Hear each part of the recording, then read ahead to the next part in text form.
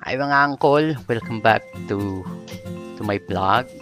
So for today's video, magpiprito ako ng intestine ng baboy. Siya yung tawag sa amin dito. Siya masarap kasi So yan, medyo mahirap yung paglinis. Babalik na rin ko muna yung intestine para malinisan ng loob. Katapos yan, babalik na rin ko ulit para iprito na. So, medyo mahirap. Gumamit ako ng alambre mga uncle. Kasi medyo mahirap balik na rin siya. Yan. Madulas din yung siya. Yan. Ganyan lang yan, boss. Yan. Pagkatapos balik na rin. Linisan na yan. Yun.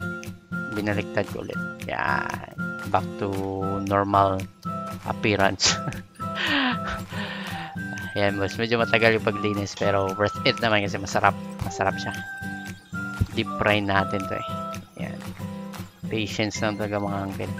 So yan, nagluluto din kami ng parang sausawan pero para sa yan sa mangga.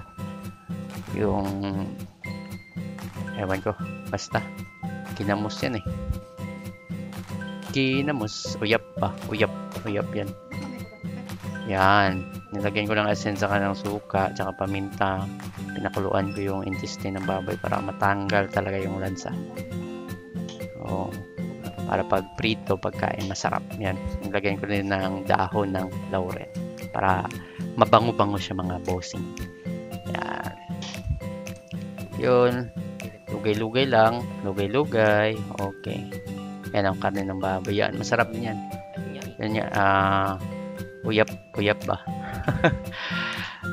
Para sa bangga yun. Yan.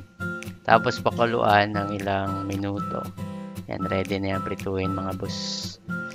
Tanggal na yung lansa niyan. Gumamit ako ng dito, ng strainer para madali yung pag-transfer ng intestine. Yan. Yan, boss. Patience na talaga. Yummy yan, boss. Yummy! So, deep fry na tayo mga bossing. Let's go! Mantika lang yan. Maraming mantika. Pakuluan muna natin yan. Mantika. Ayan. Yun. Tumatalsik yung mantika kasi masyado mainit.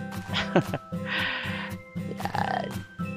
Lagay na natin dyan mga bossing. Distansya lang para iwas mapasok. Tingnan mo. Parang chicharon din yan maganda siya pakuluan yung intestine para malambot din siya. Hindi matigas pag ganyan. Tapos na mga boss. So let's eat. Tapos na naman yung kanin natin. Simple lang yung sasawa natin. Suka, kalamansi, lagyan mo ng kamatis.